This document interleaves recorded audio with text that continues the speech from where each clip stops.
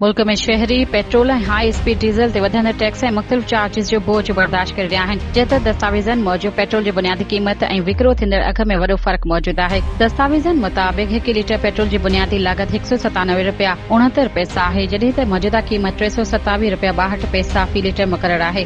Petrol ते मजमूई तौर ₹130.23 levy tax ऐं मुख़्तलिफ़ मार्जिन्स जी मद में उगड़िया पिया वञनि। फ़ी लीटर पेट्रोल ते ₹80 petroleum levy, ₹5 climate support levy, ₹21.24 customs duty, ₹70.48 inland freight equalisation margin, ₹70.87 oil marketing company जो मार्जिन ऐं ₹8.64 डीलर्स मार्जिन शामिल आहे। अहिड़ी तरह हाई स्पीड डीज़ल जी बुनियादी लागत ₹264.76 फ़ी लीटर आहे जॾहिं त उन जी मौजूदा क़ीमत ₹380.86 फ़ी लीटर मुक़रर कई वई आहे। दस्तावेज़नि मूजिबि हाई स्पीड डीज़ल ते मजमूई तौर ₹116 लेवी टैक्स ऐं मुख़्तलिफ़ मार्जिन जी मद में उगाड़िया पिया वञनि। हाई स्पीड डीज़ल ते फ़ी लीटर ₹74.28 पेट्रोलियम लेवी ऐं ₹5 क्लाइमेट सपोर्ट लेवी लागू आहे। उन खां सवाइ डीज़ल जी फ़ी लीटर क़ीमत में ₹15.68 कस्टम्स ड्यूटी में ₹4.63 inland freight equalisation margin, ₹70.87 oil marketing company जो मार्जिन ऐं ₹8.64 डीलर्स मार्जिन पिणु शामिल। मुल्क में शहरी पेट्रोल ऐं हाई स्पीड डीज़ल ते वधंदड़ टैक्स ऐं मुख़्तलिफ़ चार्जिस जो बोझ बर्दाश्त करे रहिया आहिनि जंहिं दस्तावेज़नि मौजूदु पेट्रोल जी बुनियादी क़ीमत ऐं विकिरो थींदड़ अघ में वॾो फ़र्क़ु मौजूदु आहे।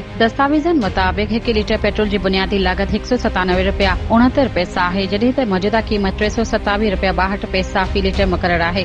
पेट्रोल ते मजमूई तौर ₹130.23 लेवी टैक्स ऐं मुख़्तलिफ़ मार्जिन्स जी मद में उगड़िया पिया वञनि। फ़ी लीटर पेट्रोल ते ₹80 petroleum levy, ₹5 climate support levy, ₹21.24 customs duty, ₹70.48 inland freight equalisation margin, ₹70.87 oil marketing company जो मार्जिन ऐं ₹8.64 डीलर्स मार्जिन शामिल आहे। अहिड़ी तरह हाई स्पीड डीज़ल जी बुनियादी लागत ₹264.76 फ़ी लीटर आहे जॾहिं त उन जी मौजूदा क़ीमत ₹380.86 फ़ी लीटर मुक़रर कई वई आहे। दस्तावेज़नि मूजिबि हाई स्पीड डीज़ल ते मजमूई तौर ₹116 लेवी टैक्स ऐं मुख़्तलिफ़ मार्जिन जी मद में उगाड़िया पिया वञनि। हाई स्पीड डीज़ल ते फ़ी लीटर ₹74.28 पेट्रोलियम लेवी ऐं ₹5 क्लाइमेट सपोर्ट लेवी लागू आहे। उन खां सवाइ डीज़ल जी फ़ी लीटर क़ीमत में ₹15.68 कस्टम्स ड्यूटी में ₹4.63 inland freight equalisation margin, ₹70.87 oil marketing company जो मार्जिन ऐं ₹8.64 डीलर्स मार्जिन पिणु शामिल।